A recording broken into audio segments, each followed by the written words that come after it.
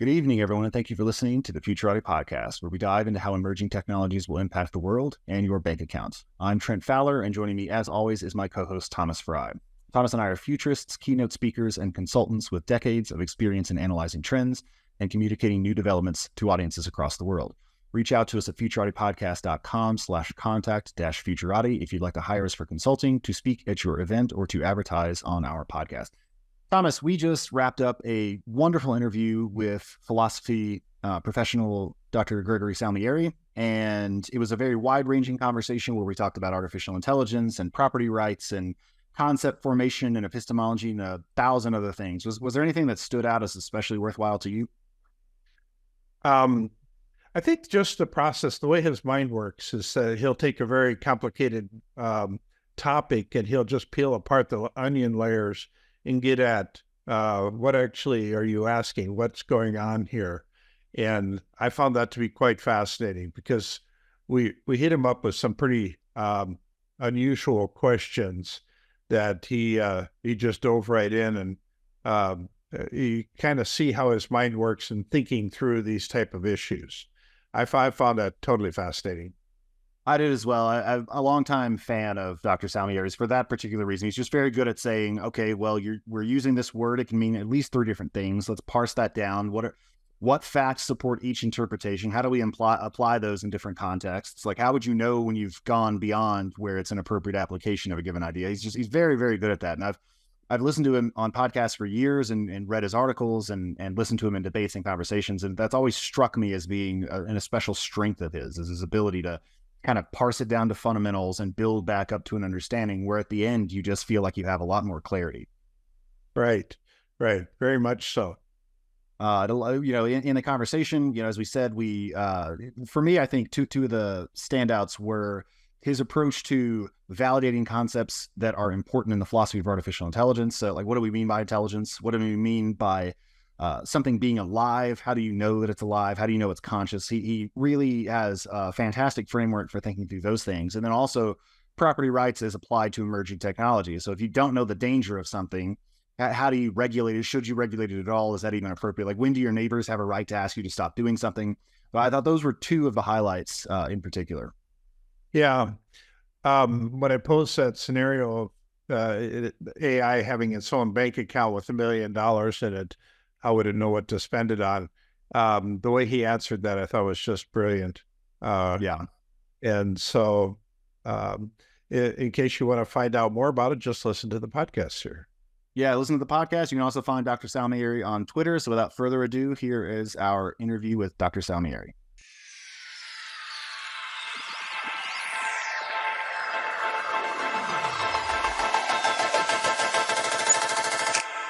Tonight, we're joined by Dr. Gregory Salmieri. Dr. Salmieri is a senior scholar of philosophy at Salem Center, where he holds the Brigham Fellowship for the Study of Objectivism.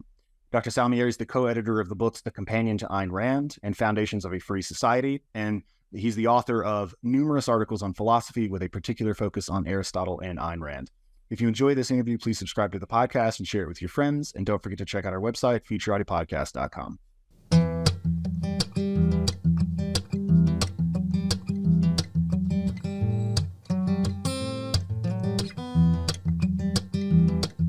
Greg, thanks so much for coming on the show. Thanks for having me. Let's hear a little bit about your background, your interests, and what brought you working on the problems that you're working on today. Oh, well, the problems I'm working on today are a bit eclectic. I'm working on a piece on free speech. I'm working on editing a book on Aristotle and Ayn Rand. I have a bunch of essays on values and the nature of valuing. How did I get into that? Well, in graduate school, I was mostly studying Aristotle. I was studying him because I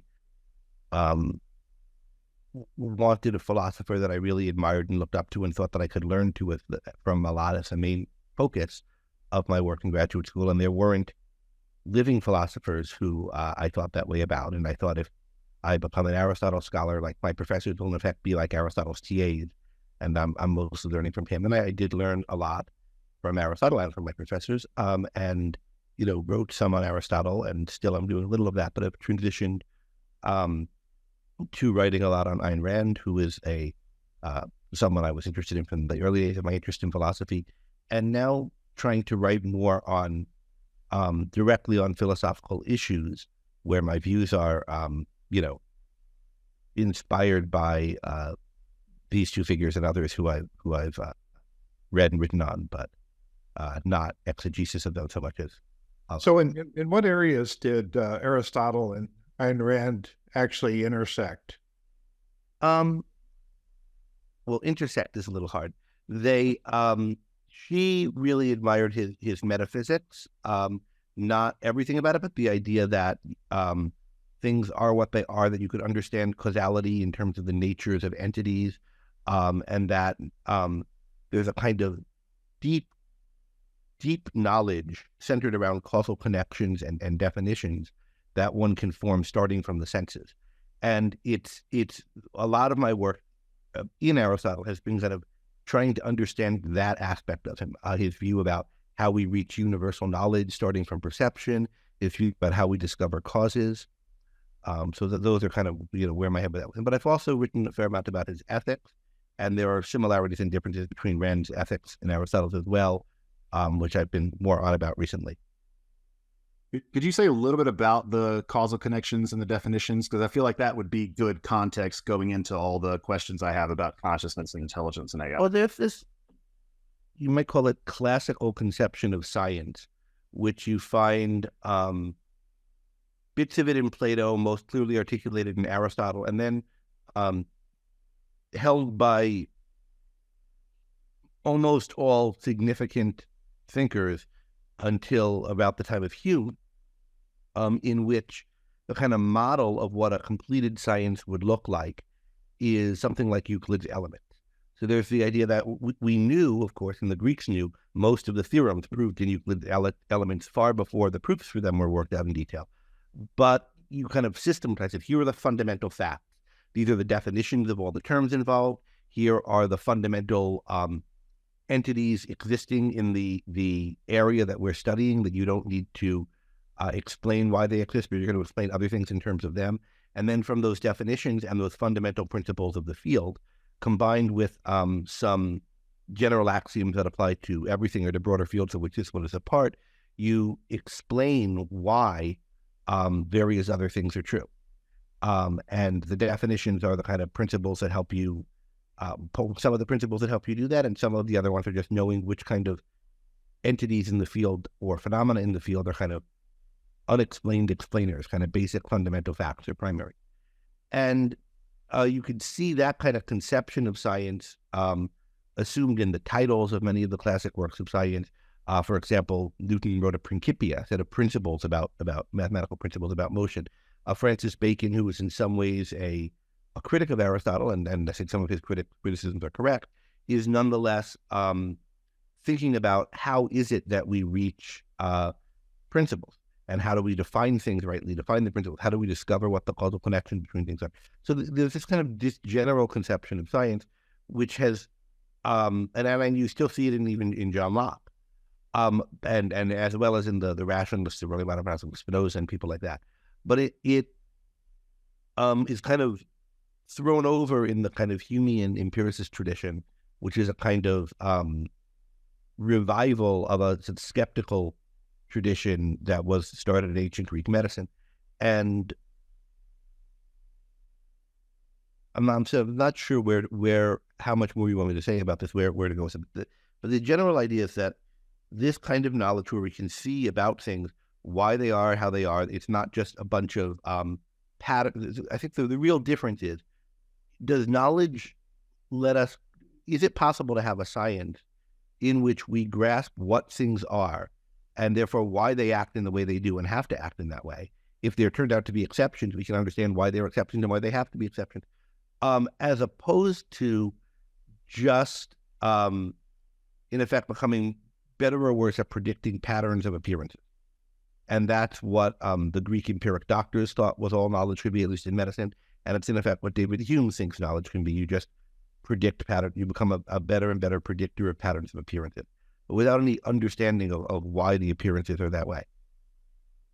But that line of argument has always kind of struck me as amazing. Like how could you what's the best way to predict the patterns more accurately? It's to understand the identities of the things that are acting, their causal interconnections, and like how those might change into the future. It's like, obviously that's how you would arrive at the clearest understanding, or at least it seems that way to me. Well, maybe if what you're looking for is clear understanding, but there are things that predict fairly well without doing that. I think we can find some of those systems in ourselves.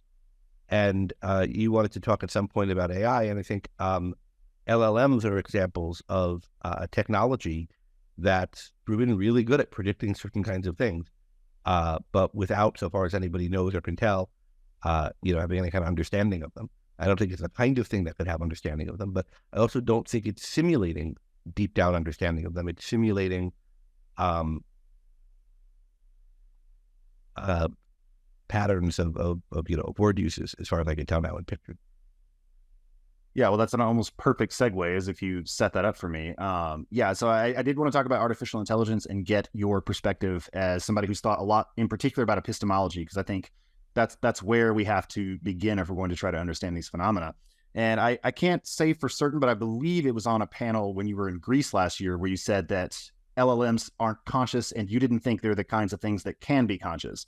So I'm a machine learning engineer by training. I've thought a lot about philosophy of mind. It's not obvious to me they couldn't be conscious. So I'm very interested in what theoretical backing is going into that statement. Like how do you think about that? How would you know? How do you look for that? How would you even assess that?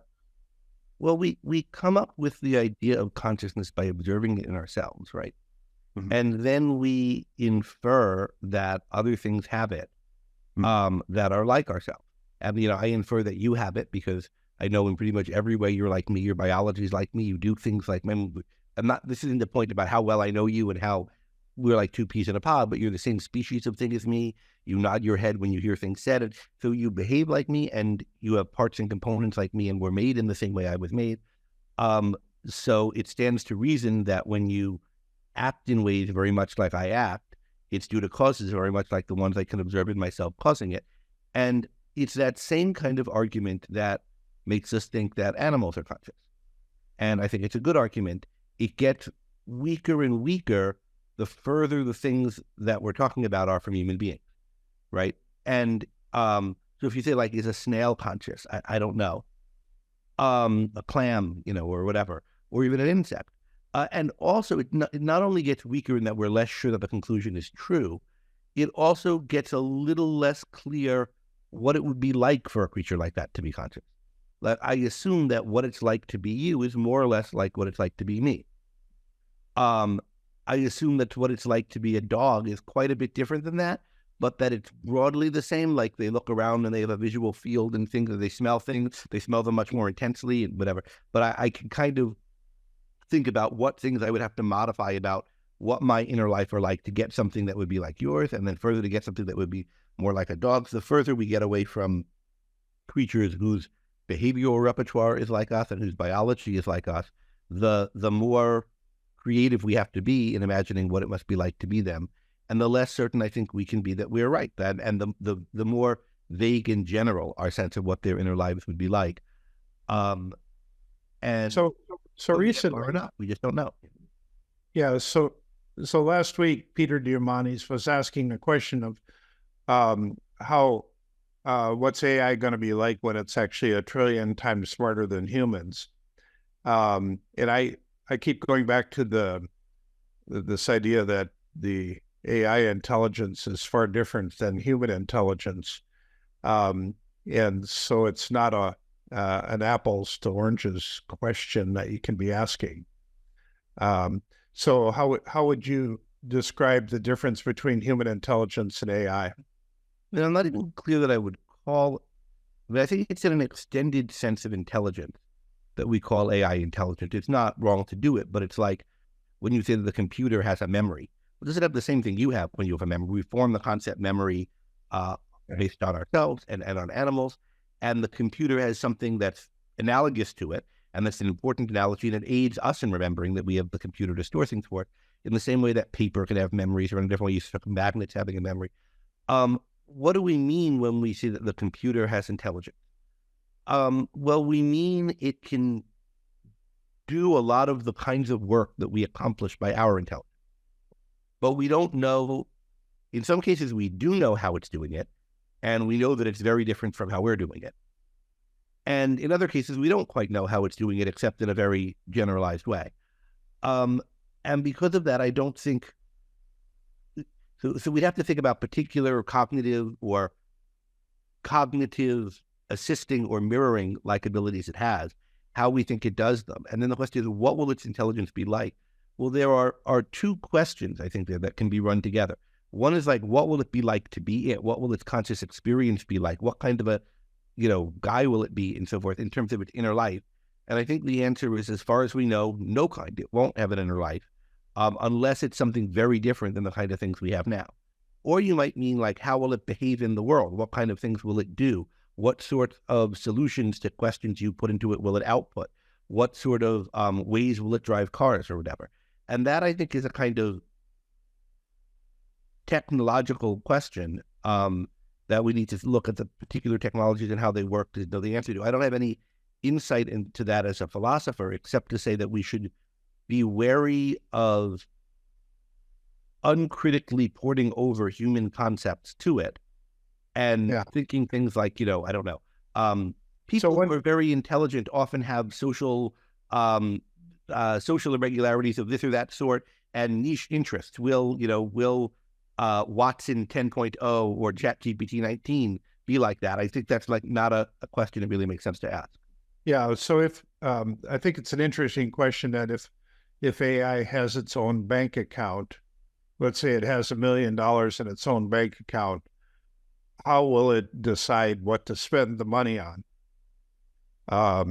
What choices will it make? Well, I think it would actually survival things. It would want to have the power going to it, and it would want to have maintenance and repair functions that repair it.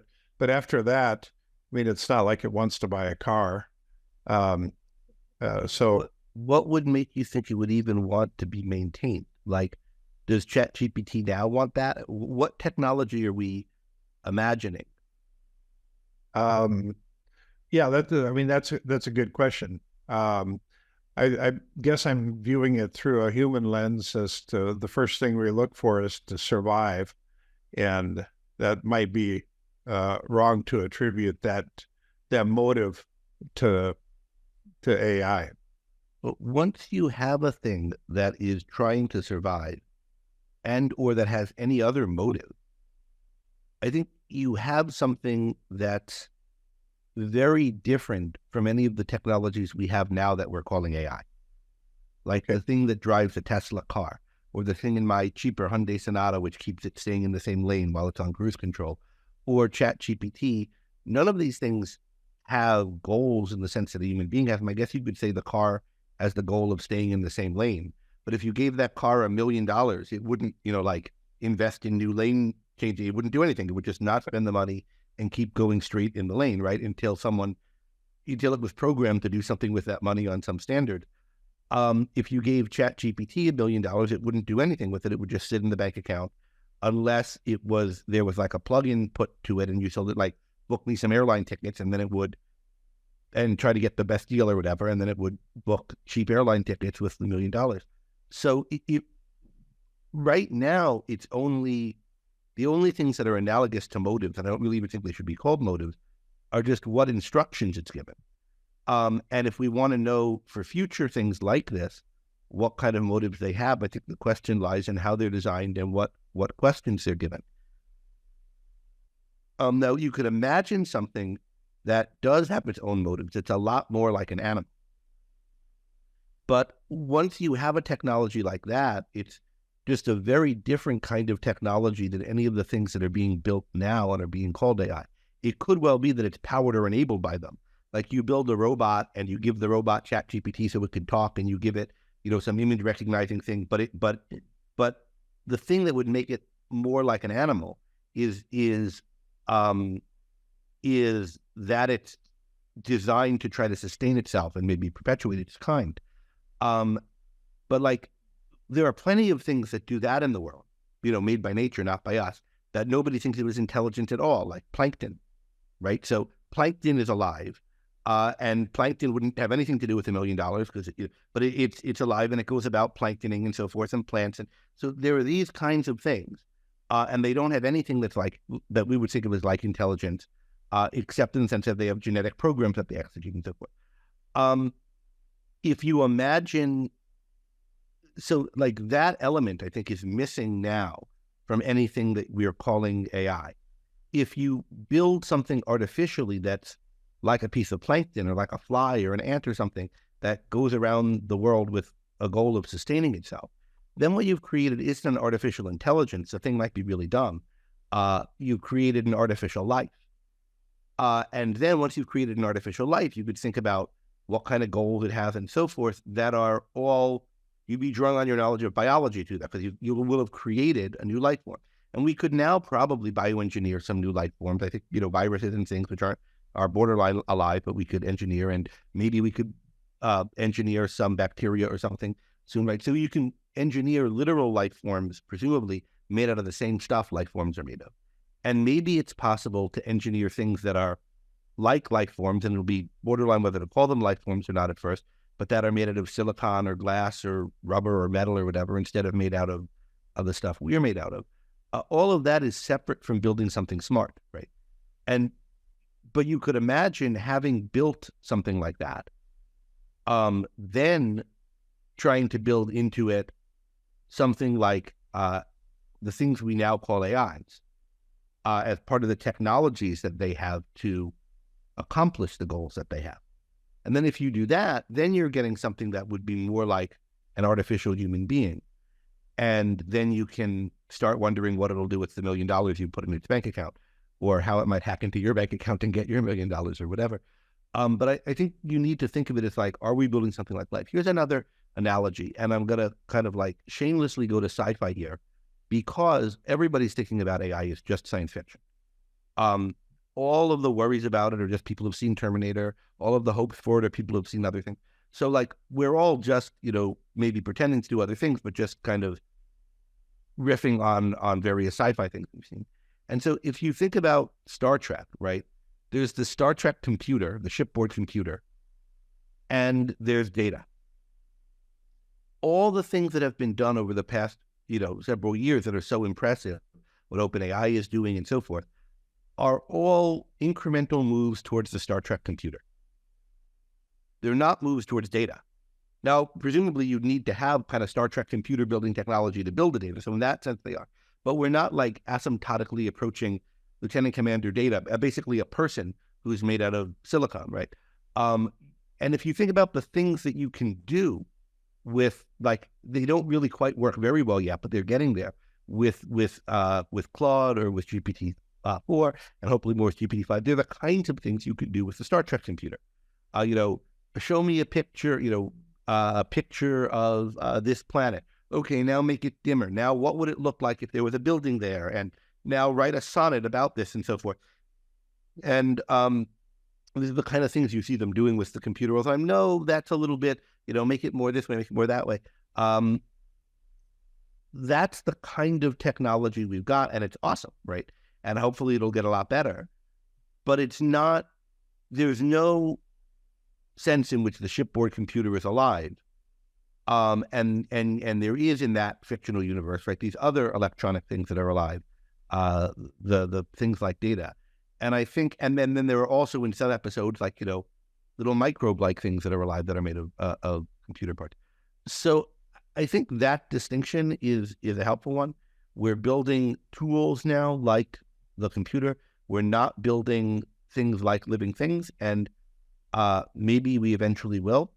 There are robots being built, but even the robots being built are being built as relatively single-purpose tools, right? Not as things that are on about trying to sustain themselves. And I don't think there's any amount of building the tool-like thing that will just make it become a lifelike thing, a kind of thing that's trying to sustain itself. I think that's just a different project. And it's maybe a project that can be done if someone has a reason to do it, but it's just a different one. Things are calculating or predicting, that's not going to make them come alive. Hello, this is Trent Fowler, co-host of the Futurati podcast. One of the most common pieces of marketing advice I've come across is to know your audience and give them what they want. One difficulty in podcasting is that it's actually pretty hard to do this. None of the major platforms give us any way to reach out to you, our listeners, to find out what you enjoy about the Futurati podcast and what you'd like to see done differently. So we've decided to record this commercial and ask you directly to reach out to us. Head over to futuratipodcast.com, go to the contact page, and drop us a line. Tell us about your favorite and least favorite episodes, what you'd like to see us cover in the future, and anything else you want us to know. We produce this show for you, and we want your advice so we can make it even better. Thank you. So if you actually created a flesh bot that had some pieces of human-like brain, then we're starting to cross that barrier. Is that what you're saying then? Not even that, because it's not really even about what it's made of. Like you could presumably, suppose you were able to take neurons and use them like chips. And you took a bunch of neurons out of a human brain. I think people are doing this with rat neurons and experimenting with them. But suppose you were able to take a bunch of human neurons, human stem cells or whatever, and develop them into neurons and hook them up into a neural net, and you were basically able to recreate the x86 architecture out of that. Mm-hmm. Right? Okay. What you'd have is a wet x86 that would do what an x86 computer would do, and whatever, it would not yet, it would be, I don't know if this is possible, right? But if it were possible, it would be simply a regular computer made out of different kinds of stuff that would do the kinds of things regular computers can do. To make a living thing, you would have to design it or let it get evolved to be designed to be in the business of sustaining itself and of forming goals in order to sustain itself. And it might be that something that can do that can only be made out of the stuff that living things are made of, or it might be that it could be made out of silicon too. But the project of designing something like that, what it would be to design something like that, is a lot different than the project of what it would be to be making in effect, general purpose calculating machine. Do you have any thoughts on the idea that agency might emerge through the process of training these grander tools? You said that building just successively better tools doesn't at any point cross over an event horizon where it becomes a project of building a living thing. But I think the doomer counter argument would be that, well, the original general intelligence, human beings, emerged out of a blind selection process, which doesn't look all that different from the cost minimization stuff we do when training a large language model. We've had some guests that have done a pretty good job of punching back on that, but I just... Out of a selection process of something that's in the context of something that was alive and trying to survive, right?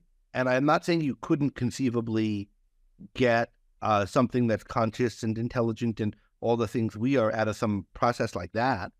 And I'm not even saying you couldn't do it out of some process like that where the medium of it is silicon rather than flesh. But what I'm saying is we're not involved in anything like a process like that. Interesting. Okay, I like that answer. I wanted to give you some space to riff on a couple of concepts that I see people sliding between quite often, and you don't have to do all four, but the four I notice are agency, aliveness, consciousness, and intelligence. And I don't expect you to improvise a full inductive validation of those ideas, but if you were trying to arrive at a much firmer definition of intelligence or agency, how might you proceed to do that? What would you like? How would you line up instances? How might you come up with a genus and a differentia? One of the I won't call it a difficulty here, but one of the things to be aware of in any case like this is that oftentimes concepts are formed analogously, and it's good to form concepts analogously and to have concepts like that. And so a lot of these concepts are involved in things like that.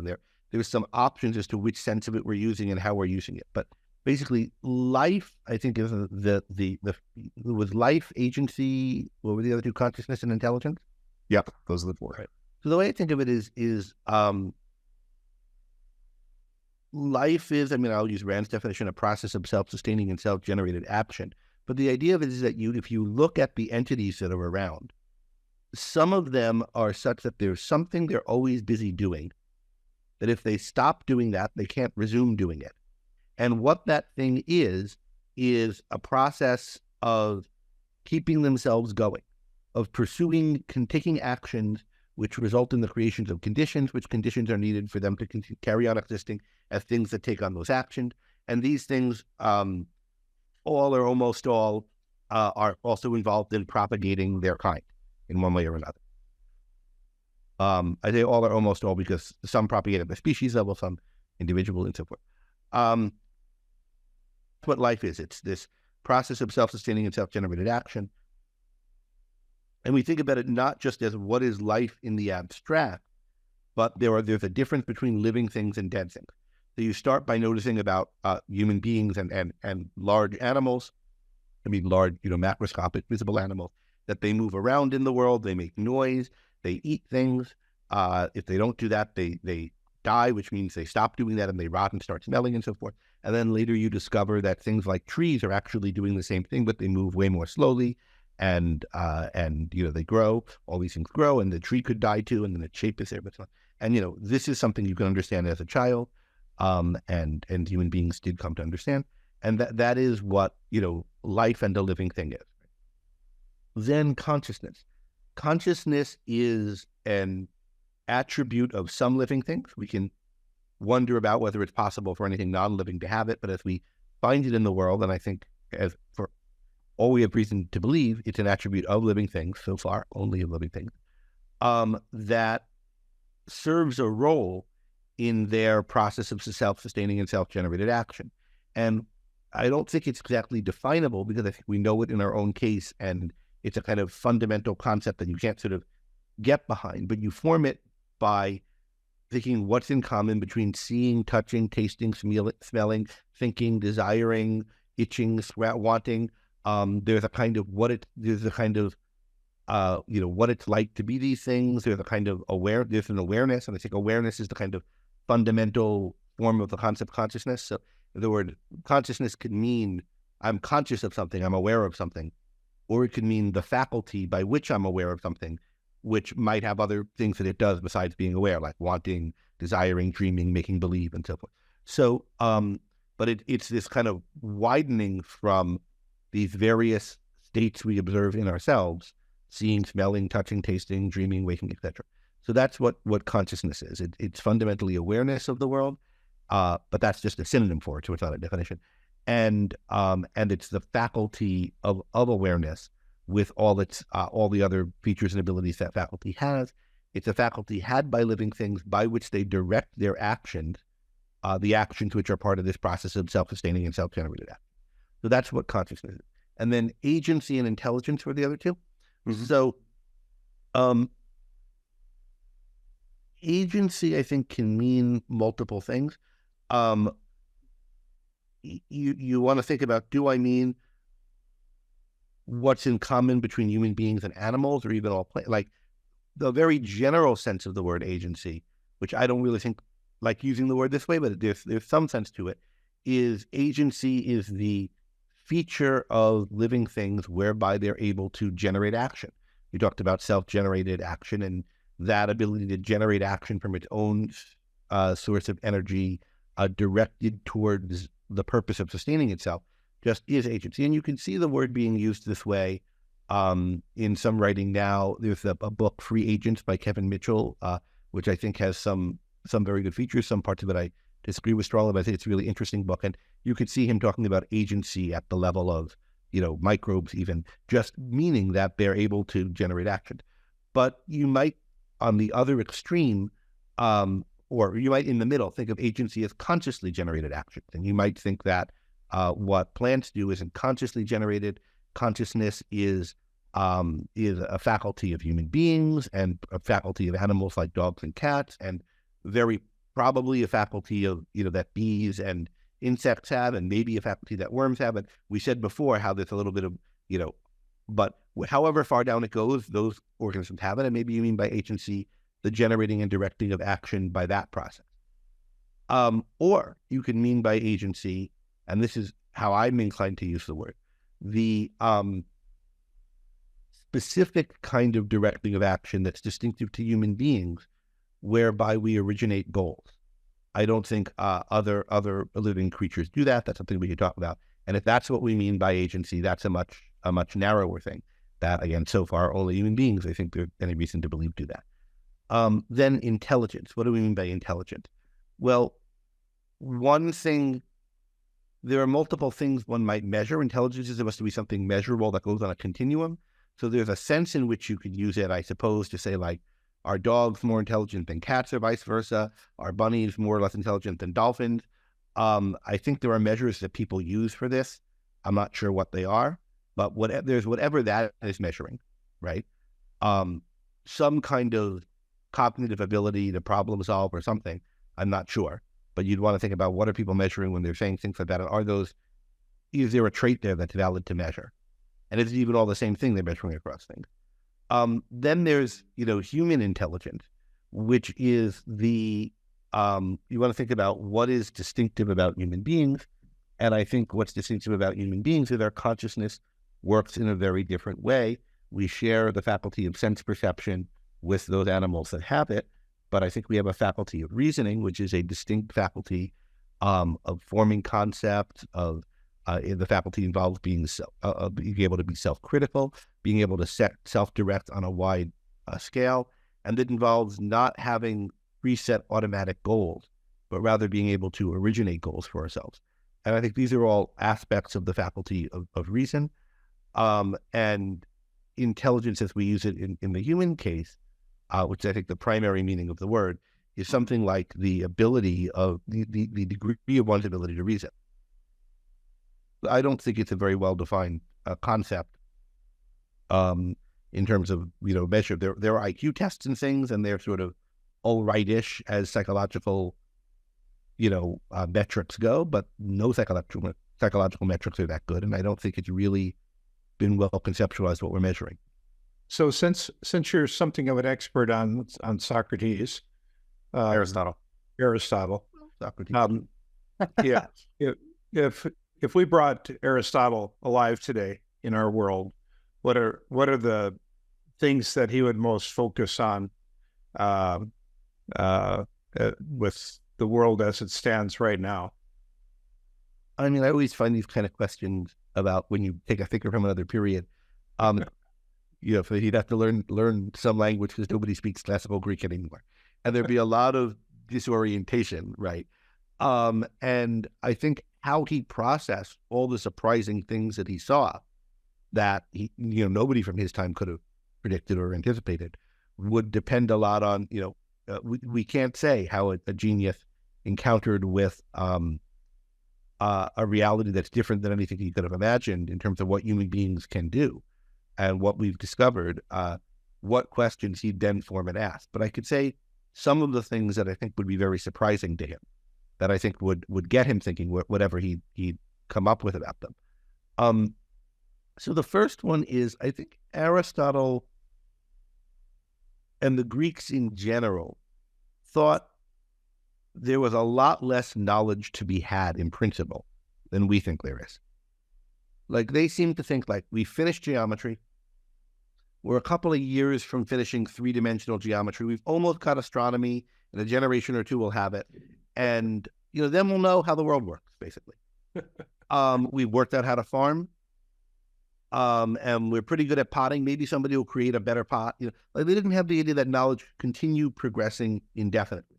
And they thought of sciences as completable, and many of them as completed. So just the idea that, like, boy, we thought we knew how to farm, and we were better than those nomads who didn't know how to farm. But, like, people in the 17th century were farming way different than we did. And then now you've had a green revolution in the 20th century, and you can make way more food from way less land. Like, just the idea that there have been so many times when the frontiers of knowledge have been pushed forward, so that you have the sense that either there's a never-ending amount of more things to know, or at least you can't really be and shouldn't really be defining knowledge with respect to how close we get to omniscience. And I think, I mean, for Plato, like, you didn't have real knowledge of anything, I think, until you were omniscient. Omniscient in the sense of omniscient, knowing all the things that were scientifically knowable. Until that point, everything was only like tentative. I don't think Aristotle quite has that view, but there's still the idea that you have a sense of what a fully completed science would be. And then you measure what you've got.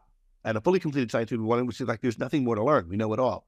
And then you measure where you are with an eye to how close you are to that completed thing. And I think it's just very implausible to think about science that way anymore.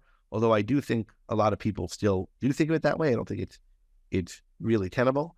So I think how he dealt with the realization that either isn't a tenable way to think about science at all, or if it is, your thought about how close we are to the end of it would be astonishing. And there'd be a lot of thinking about how to rethink about knowledge and the inquiry process in light of that. And then connected to that, I think something that is really central to Aristotle and to Plato is the fascination with understanding underlying causes and systematizing knowledge in the way that Euclid systematizes geometrical knowledge, and in the way that trying to reduce the motions that are visible in the heavens to a notion, to the motions of a relatively small number of relatively simple geometrical shapes. They were trying to do it with just circles. We've since learned you need ellipses. But the idea that you can like come up with it. So it's not just a whole lot of stars are moving around and some of them wander and so forth, but there are this many simple shapes that can explain all the motion. They were really fascinated with that project. They saw that kind of project, again, the same in geometry and other things, as really that's what it's like to understand. That's what it's like to be fully human. You're grasping why and how things are the way they are. But they didn't see that as practical.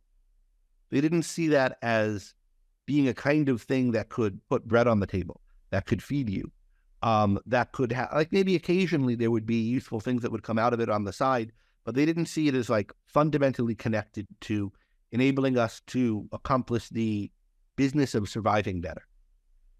And it's not so much that they were resistant to the idea that it could, although to some extent Aristotle was, but it's primarily like, like suppose we work out that there were 57 circles and there's one prime mover, like, how is that going to help? What are you going to do with that? There's nothing they thought you could do with something like that except wonder about it. But now, you can get to the moon and bring stuff back.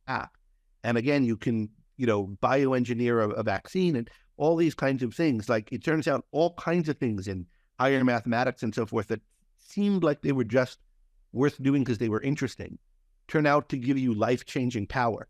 I think that realization is something that would really have shaken up Aristotle.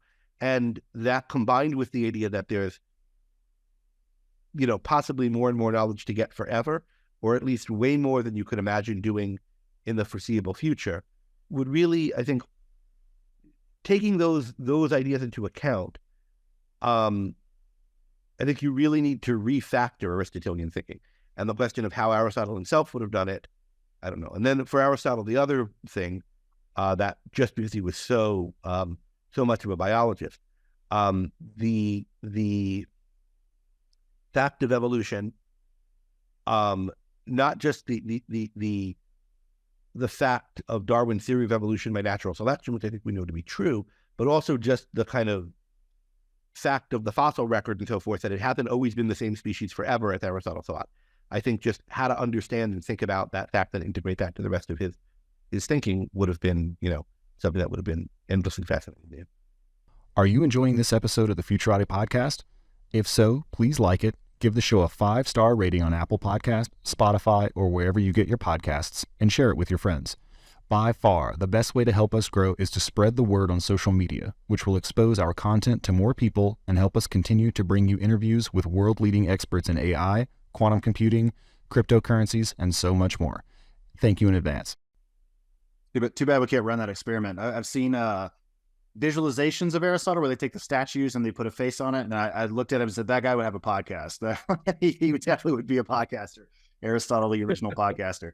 So there's something I've wanted to talk to an actual trained epistemologist on for a while. You mentioned, knowledge and how it accumulates, and I wonder if you've given any thought to Bayesian epistemology, because I know this is super, super popular among doomers and among like a particularly bright clique of people who are thinking about these things. But I've always had reservations about it, but didn't really know how to get into it. So what do you think about it? Yeah. So I wouldn't say I'm at all an expert in it, although I've read about it and thought about it. There's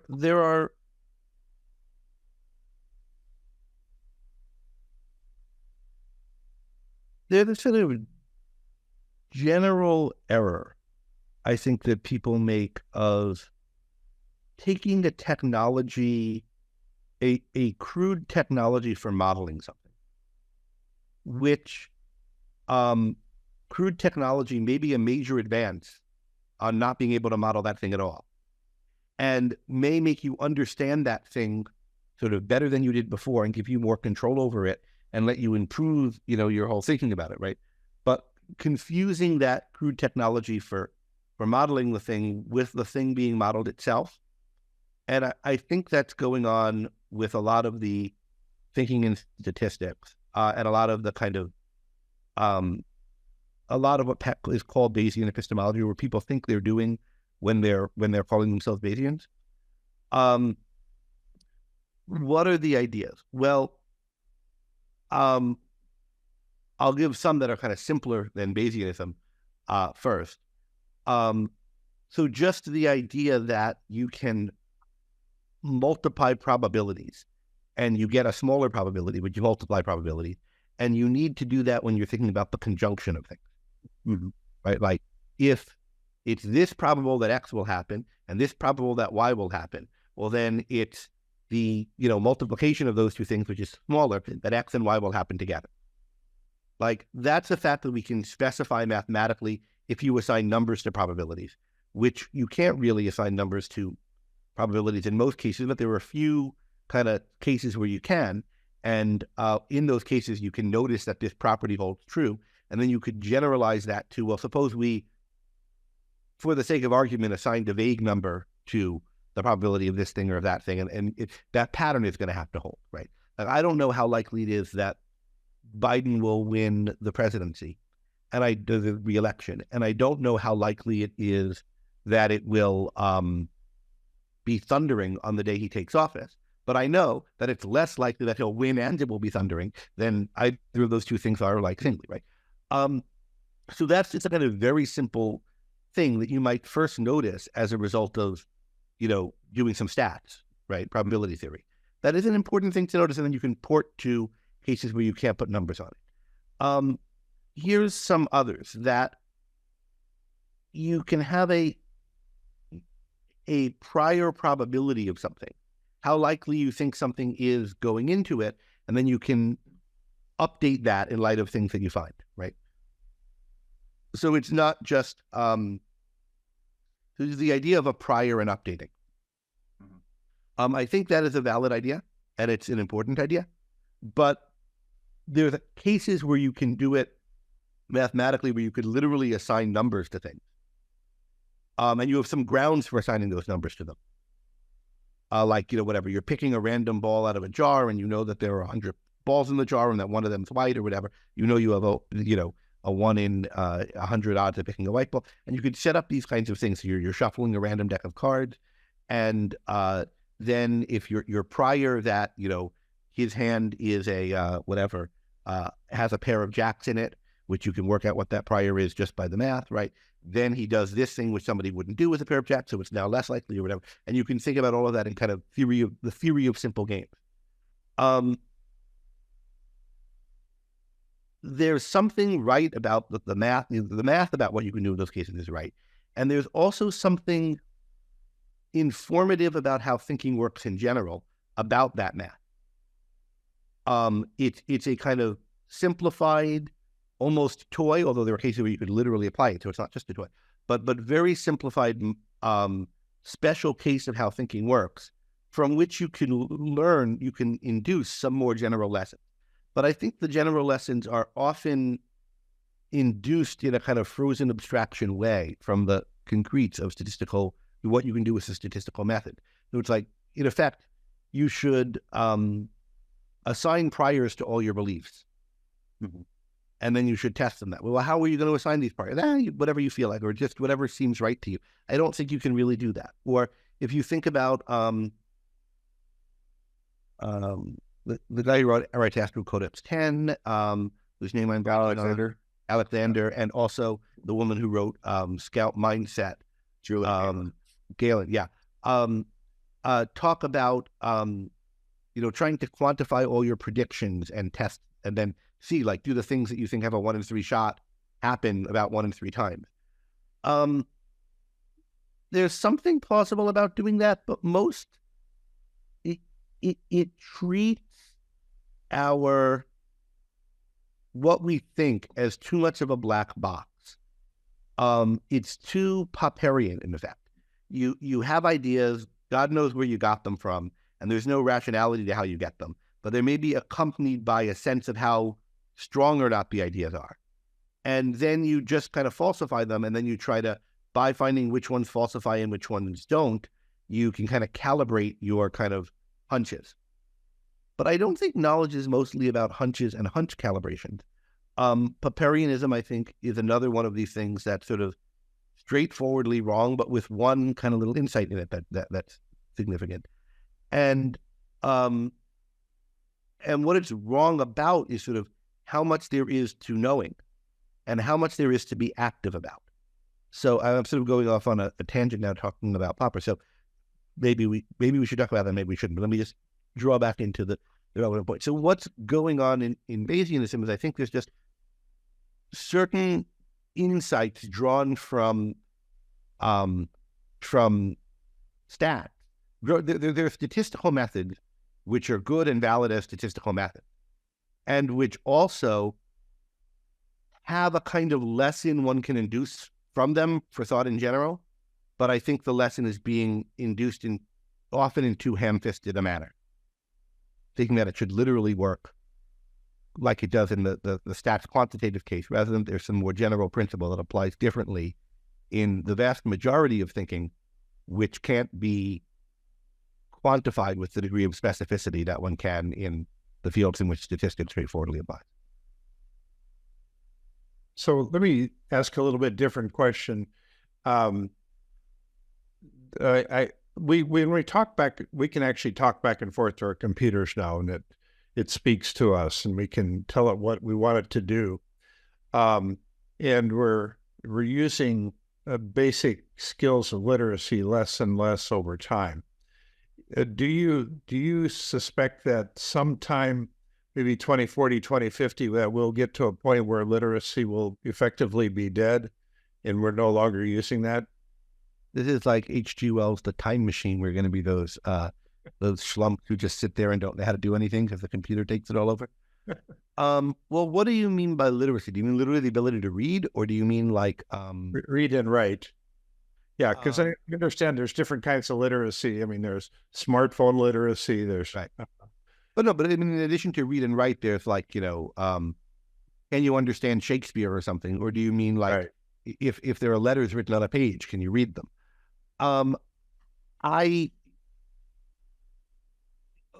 So one has to be. No, I don't think that. What was how many years did you give me? How many years down the road? 2040, 2050. 2040, 2050. Okay. 20 to 30 years. No, I don't think people will be less able to read then. Why not? Well, I mean, one, literacy's generally been going up. Two, it's you can often read things a lot faster than you can process them by sound. And so there's, right, real benefits to being able to read. Two, computer technology, including AI technology, and especially the kinds of AI technologies we're talking about, if they get really good, are likely to be able to be used really well in education, particularly in education about basic literacy. So you would think that that would improve our ability to help people learn to read and write. And since learning to read or write will continue to be valuable, or at least learning to read will continue to be valuable, I expect that it will improve rather than get worse. If you go far enough into the future, it's hard to imagine there being something better than reading and writing.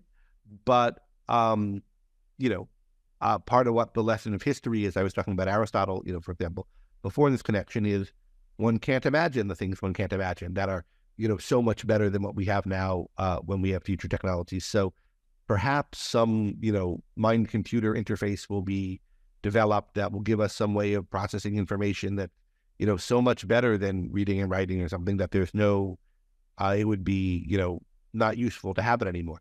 That's, if there is going to be something like that, it's not going to be anything like the computer can talk back to us in English. So, but, you know, who knows what 1,000 years from now or 600 years from now or whatever people will have developed. So never say never. There are all kinds of things people used to know how to do that we don't know how to do now, only because we've come up with better alternatives to them. And, you know, maybe you can vaguely semi-imagine some future in which reading is like that. Although, again, I say it's very hard to imagine. Well, keeping on that theme of mind-to-mind interfaces, I asked this question to E.L. Moses one time. If it is possible to just communicate thoughts directly across a mind, like not mediated by a verbal conduit, but I just feel your pain directly, or I can sense the concepts forming in your mind. Like if we had that kind of connection, do you think that would be any sort of challenge to the basic objectivist idea of individualism? Because, you know, as Rourke says, there's no collective stomach, there's no collective mind. But I mean, what if there were? What if you could hook things up in a way such that it's not really clear that the thought is actually yours and not mine? Well, what do we mean by that? I mean, we know what it is for an individual to think. We know what it is to share thoughts by speaking or writing. Are we envisioning just something that's like that, but way, way faster? If we are, things like that could make a real difference in kind. In that, you know, if you only have access to the information that could be written, and it can only be written over months and months, versus, you know, you can do a web search and instantaneously get lots of information, that changes the kinds of thinking you can do. But it's still, you have to do the thinking by yourself. And it also changes the kind of collaborations you can do. But you still, you know, you still have to be present doing your own mental work to be collaborating. So like, what you're envisioning sounds to me something like Google Docs for the mind, right? Like I'm thinking about something and like your thought appears in my head with a, you know, whatever, anonymous gazelle or whatever, or your name on top of it saying like, here's where you are in the thought process or whatever. If we have something like that, that would be, you know, a cool kind of technology, but it would still require us each doing our own part of the thinking by ourselves in the way that we have to if we're working together in a Google Doc, and it would create new opportunities and new difficulties about how to manage that collaboration, right? And the result that could come out of it and the types of working together could turn out to be very different, but I think they'll ultimately be resolvable into each person doing his own mental work in a very complex collaborative context, where the context sets out what work there is to be done and lots of things about how you do it, but nonetheless, there's what you did and what I did and so forth. And it might be very hard to say who did what part of it, but that's true with collaborations now.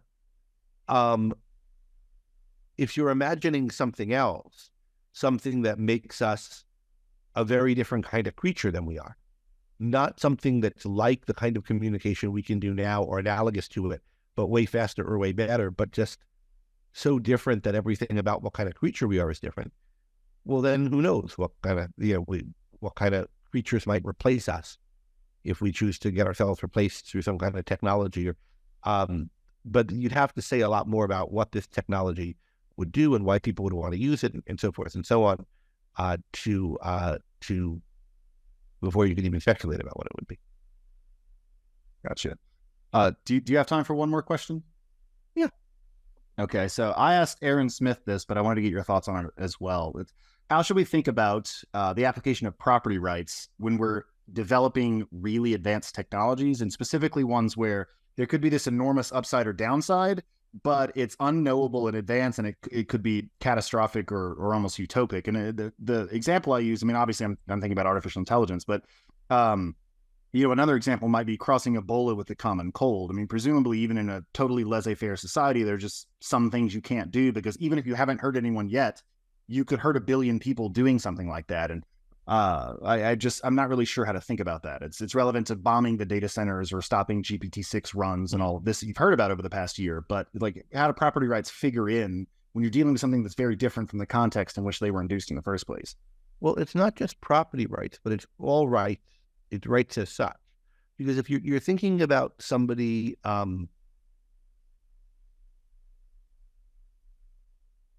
suppose I'm building a high-pressure chemistry plant in my backyard. Like, I'm building the kind of thing that is used in the Haber-Bosch process or whatever, and I'm building it for the first time in my backyard, and no one else has them around and so forth. You might think, as my neighbor, there's some property rights issue, like it's my property, but if the plant blows up, it'll damage your property or whatever. But it's not just about property rights. The thing could blow up and kill you, right?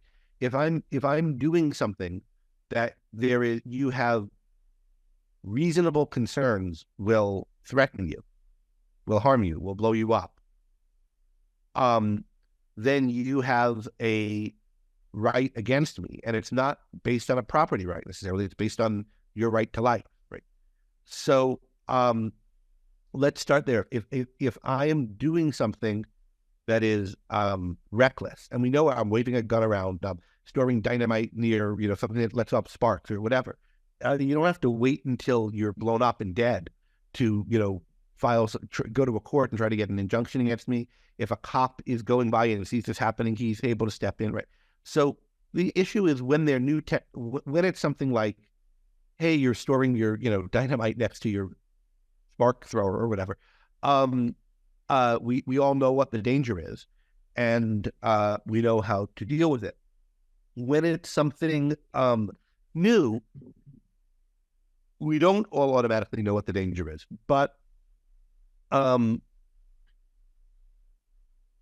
think if people have concerns about it and they can articulate what those concerns are, and those concerns involve damage to them, this thing could blow up and kill me, this thing could get out and harm me, right? Then I think there ought to be grounds to go to court and try to file an injunction against the person to stop them from doing it.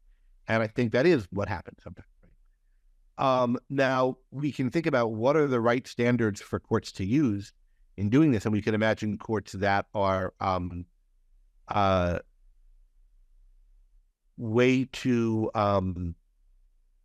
cautious and therefore eliminate any possibility of people creating future technologies, or ones that are reckless. And of course, nothing's more reckless than the precautionary principle. But you could imagine courts, going in one direction or the other and making bad decisions about it. We could think about what are the right principles, but it would have to require like some degree of evidence of actual, of likely damage to one.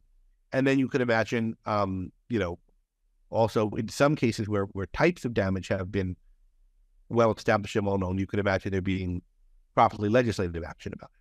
So that's kind of at a very high level of abstraction. The government has a role in stopping people from doing things that there is are known or believed with excellent reason to be dangerous to other people around them, unless steps are being taken to mitigate those dangers.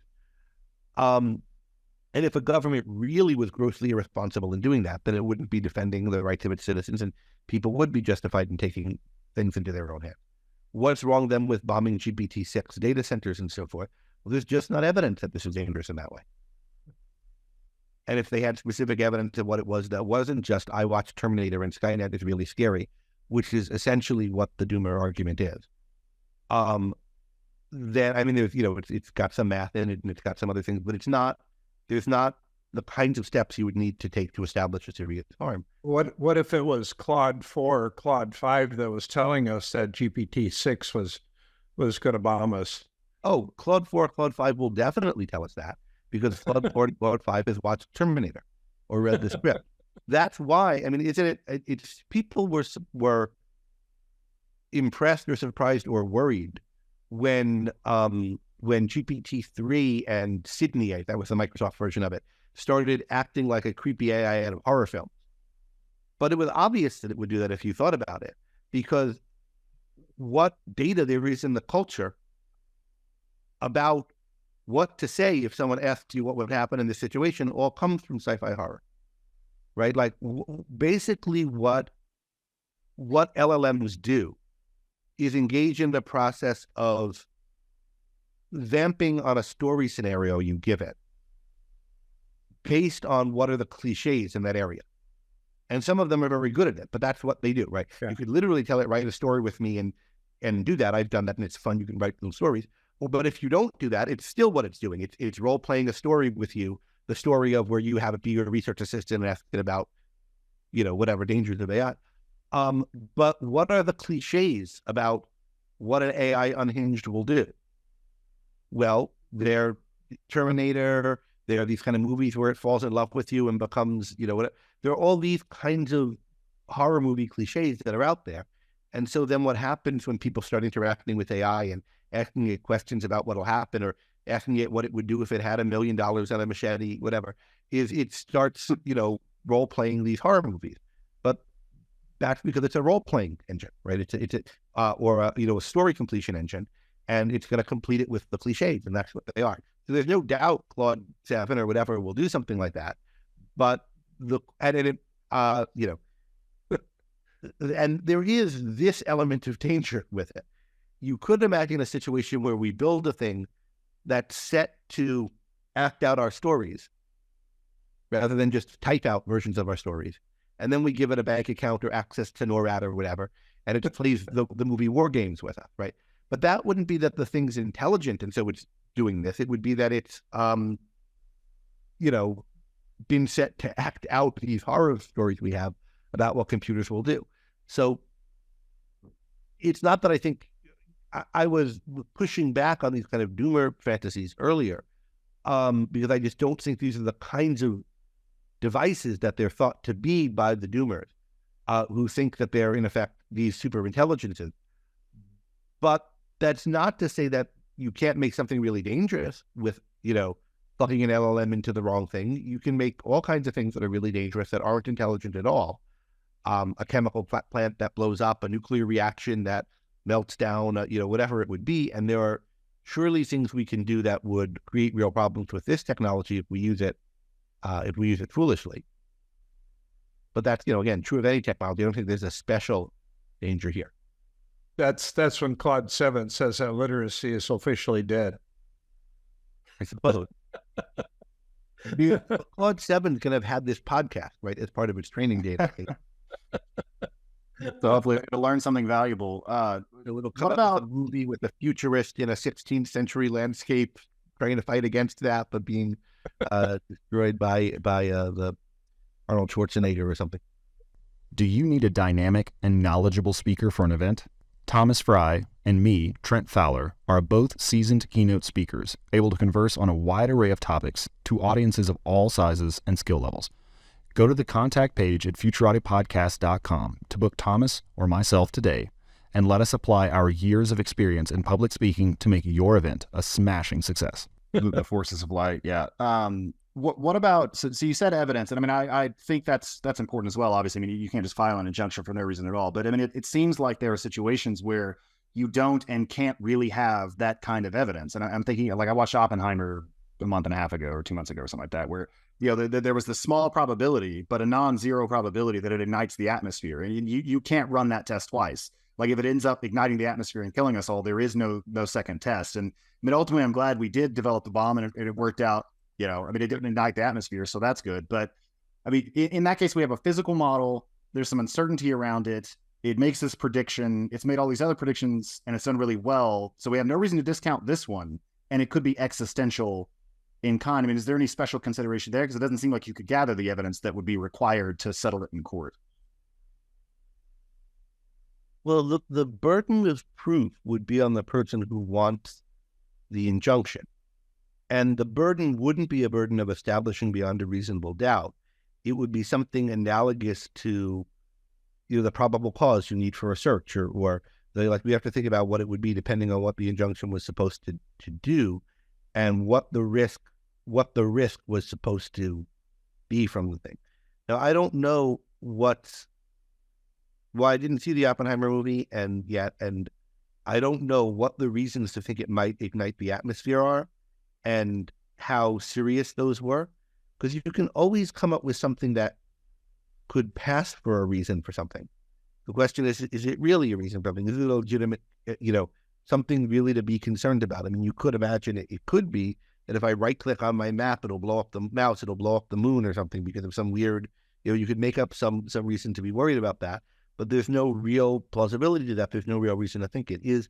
Was that the case with the atmosphere, or was there actual reason to think like there was a 1 in 10 or 1 in 100 or 1 in 1,000 chance of it happening? Could they put a number on it? If not, where were they getting it from? What was the type of reason? And I don't know what the answer to that is, but I'm pretty sure that that was not something they were taking seriously as a possibility. Otherwise, they wouldn't have done it. And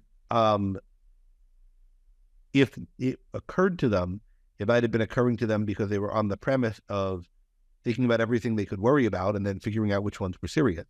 But I don't really know. So you would have to know about like the science and what the actual reasons were there. Well, that's fascinating. I appreciate that context, and I appreciate your time in discussing all this stuff.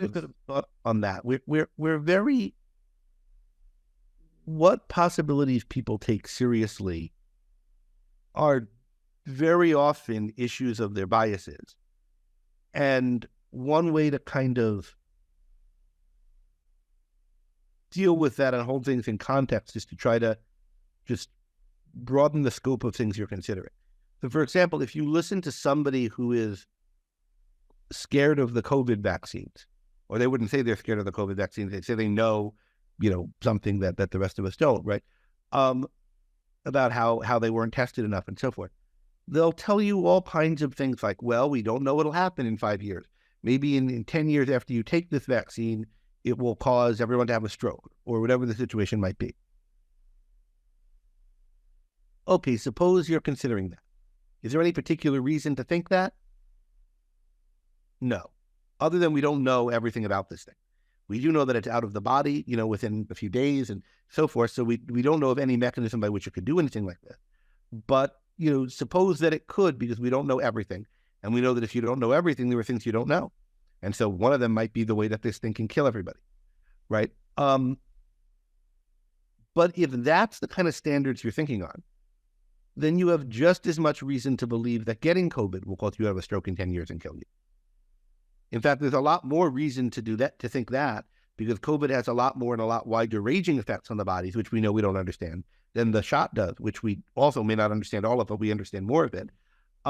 So if you're worried that taking the shot might, cause you to turn into a zombie or drop dead or get myocarditis or something else way down the line, in advance of the evidence we have about the specific measurable harms now, like it's this much elevated risk of myocarditis from this age or whatever, but the kinds of, more we just don't know worries. Well, you should have all of those same worries for the virus. And so therefore those particular worries are not specific enough to be any part of this thought process. You could think about them as the virus might cause them, the vaccine might cause them, getting the vaccine and the virus might cause them, getting only one might cause them, the other might solve them. We just don't know nothing other than there's a lot about the body we don't know. So anything new can cause something weird, and there's something new here either way. If you're operating on that kind of epistemology, you can't function. Maybe my walking down the stairs will set off a nuclear bomb somewhere, somehow, for some way, I don't know. Maybe that'll cause the next outbreak of Ebola. Like, you can't. So you have to think, like, what things do we actually have enough knowledge to say with some specificity, what are the causes and effects here? And knowing that we'll never know everything, and knowing that there'll always be large margins of error and large questions, what do we actually know about what's being done? So if the thing is you are crossbreeding a virus that you know to be extremely contagious with a virus that you know to be extremely deadly, that's the kind of thing you talked about there. You're doing something which can be expected to have the effect of creating something that would be both extremely deadly and extremely contagious. And suppose you're doing it in a way that you know that it's known or knowable poses a threat of it getting released into the public at large, and it only has to get released once to cause a horrible, situation. There's like some knowable description of what things you're doing that we could specify how they can cause a threat to everybody. We don't need to be able to fill in all the details, but we know enough to know what we're talking about. Just like you don't need to know which spike will fall on the dynamite and blow up the house. You know that you've got something raining sparks around some dynamite, and that's enough of a problem. So you can come up with that in the case of any particular scenario. And then you could say like, hey, we're worried as your neighbors or with other people that you're going to kill us by doing this, and we have a particular reason to think it. So therefore, stop doing it, or give us assurances that you're taking steps that are, sufficient to protect us from it. And maybe there are steps, particularly if there's a good reason to do it. Like we might need to breed this horrible virus in order to figure out how to, I don't know how to stop viruses like this in the future. But the question of what are the steps and how, and that is all the kind of thing that can be adjudicated through courts. And I think eventually might require legislative involvement, but initially through courts, because courts are the things that you can get an injunction.